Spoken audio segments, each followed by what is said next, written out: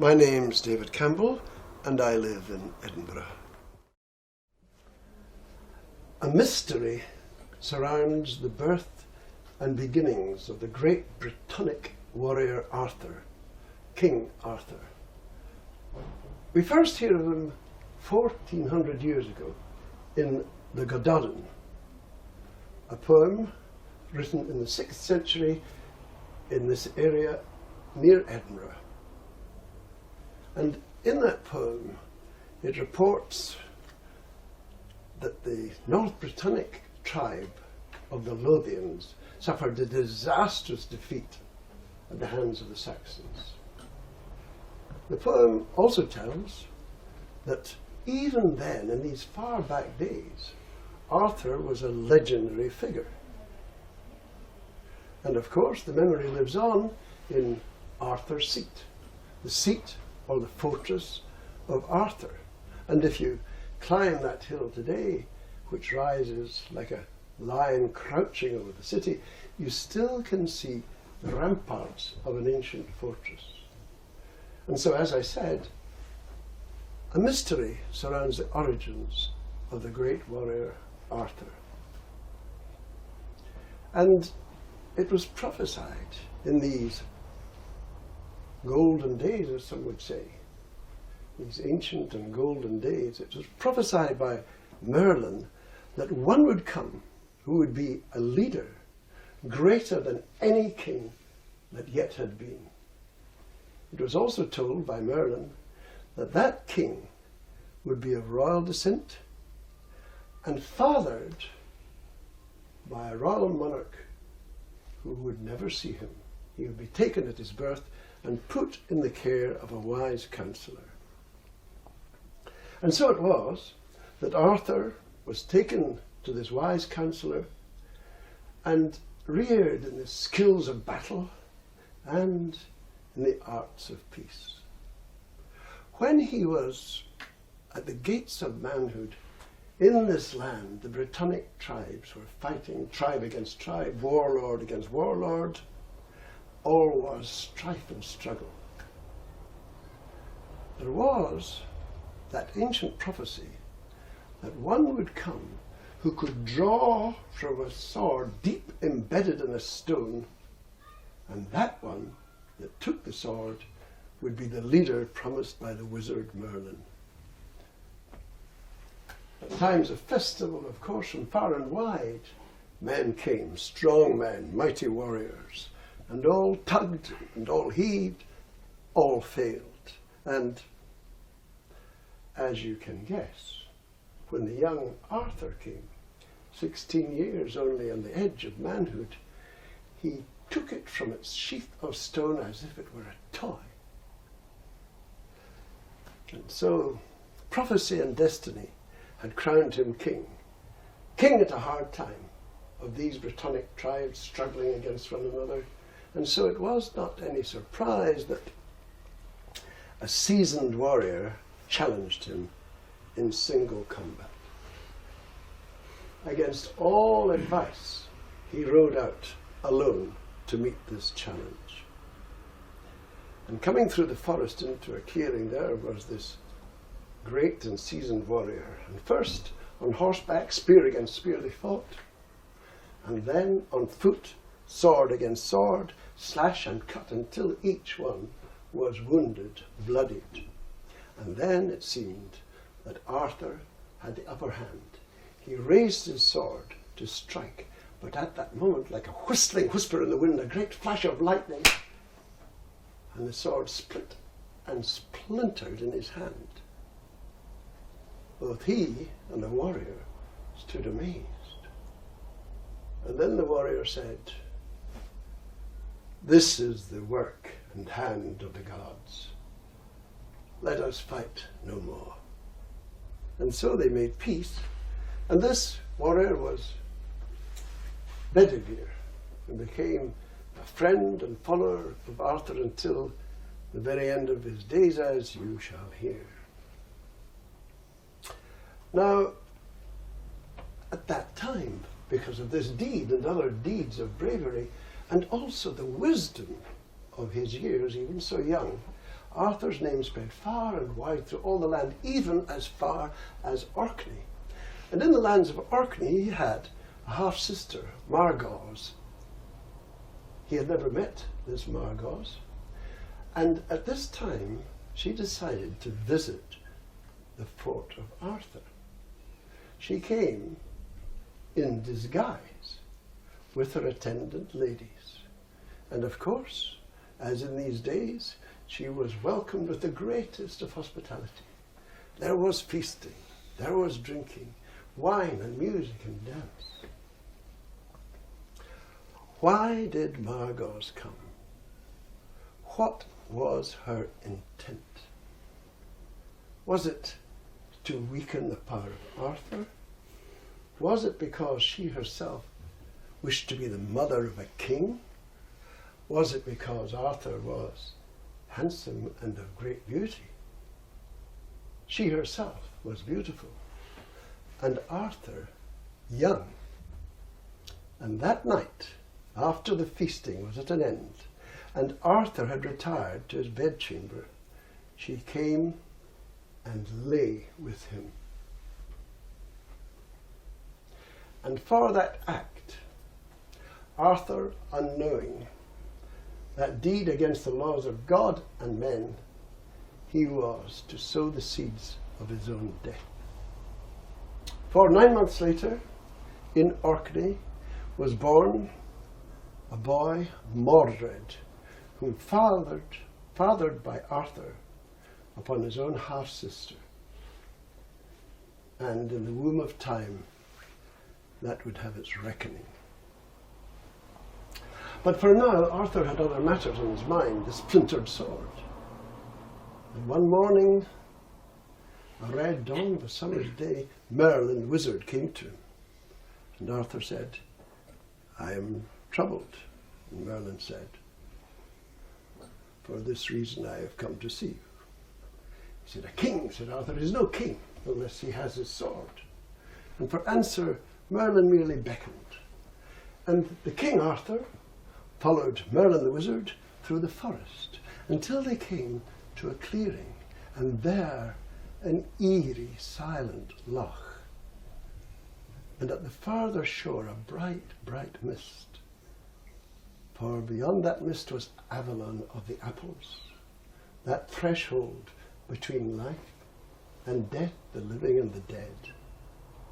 And then Merlin closed his eyes and seemed to listen to the skies and said, "Not far from here is Camelot.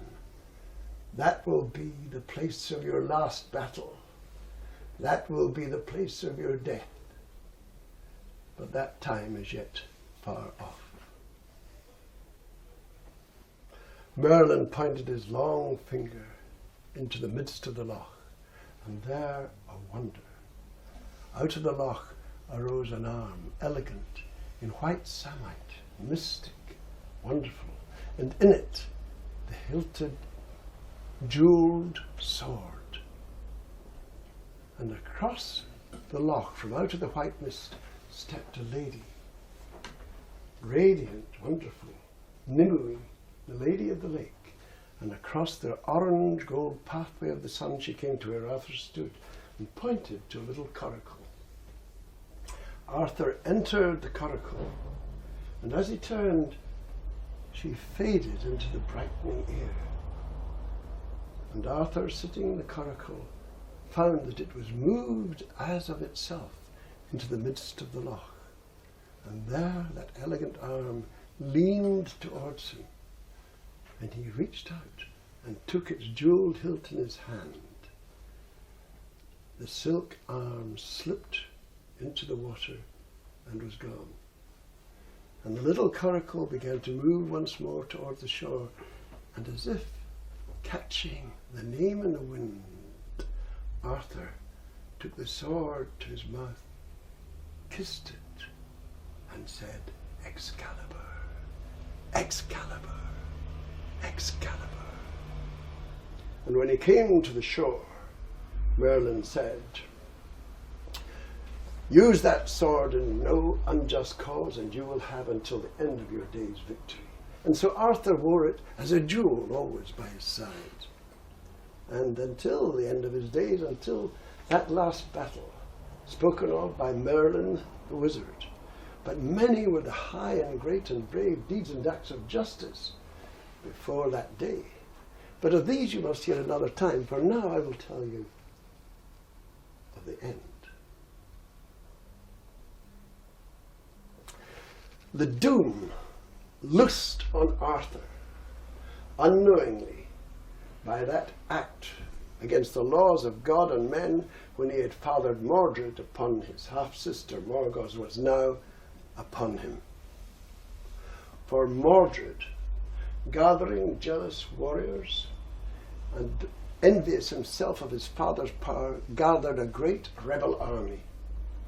And now Arthur faced him at Campbell. Fierce and long and bloody was the fight. All day long the noise of battle rolled among the mountains by the winter sea, until at the close of day few men remained alive on that red field. And Arthur stood with his faithful Bedivere, and then out of the mist, like a spectre, rose Mordred. That conflict was not long. For the battle fury of grief and rage in Arthur, he thrust his spear point in and through the shield of Mordred and deep into his body, coming so close that with a dying thrust Mordred rose and brought down his axe upon his father's helmet, clenching in his skull a mortal gash. Mordred lay dead. And on that red field, beneath that reddening sky, all was silent. And Arthur said, "Good Bedivere, take me from this place." And Bedivere bore him to a chapel nigh the field, a broken chancel and a broken cross that lay on a dark strait of narrow land. On one side lay the ocean, and on one a great water, and the moon was full. And Arthur said, "Bedivere, I lay upon you one last task. Take Excalibur and fling him into the Loch from which long since by destiny he came." And so, from that ruined shrine, amongst that place of tombs where lay the bones of mighty men, with stumbling steps, Bedivere came down on the low and lonely levels of the lake, with sword in hand. And as the moonlight glittered on the jewelled helm, the beauty and the craftsmanship so dazzled him he could not throw it in the lake, and placed it amongst the reeds, and returned to Arthur, who said, "What saw you, Bedivere?" "I saw the moonlight on the water. I saw the wind rustling the reeds." "Bedivere, you sully your good name. You do not give the truth. Go once again." So once again, Bedivere returned to the levels of the shining lake and took from the reeds Excalibur, and looking, he thought, "This is the sword of the greatest king that ever was. This sword in future time will be remembered for that bravery, for these high ideals, and give the heart to men and women."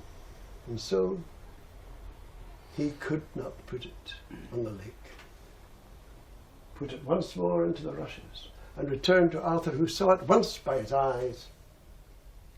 He had not done his bidding. He said, "Bedivere, do not fail me now. You and I together have done such deeds as men will talk of in the world while yet they have tongues. Do not now betray my trust." And so, once more, with stumbling steps, tears in his eyes, Bedivere came to the lake, and without thought threw the brand far into the body of the Loch, But before it could dip the surface, arose once more this arm, clad in white samite, mystic, wonderful, grasped it, brandished it 3 times and drew it under in the lake. And there in that dark loch it vanished. And then he returned, and Arthur said, "And what saw you?" He told him of the wonders he had seen, and Arthur said, "It is well done. Bear me now to the margin of the loch." And so it was that, half lifting, half carrying, he took his king down to the edge of that low and lonely loch. And there a barge and 3 black hooded queens, all arms outstretched in welcome and beseeching, and such a cry of lamentation as would seem as if the air wept. Bedivere helped the wounded king into the barge, where his head was laid, wounded and blooded, on the lap of Nimue, the lady of the lake. And the barge began to move of itself into the body of that loch. "What shall become of me?" cried Bedivere. And Arthur answered, "Bedivere, good man, do as you have always done, follow the good deeds of your heart. For I must now to Avalon to heal me of these grievous wounds. But at the hour of my people's sorest need I will return. Pray for me." And Bedivere, standing alone in the shade, standing alone on the shore, heard the lapping of the water, the wind whistling in the reeds, and the last of all the great warriors, he turned, wounded in grief and in body, and moved toward the ruined chapel on the hill.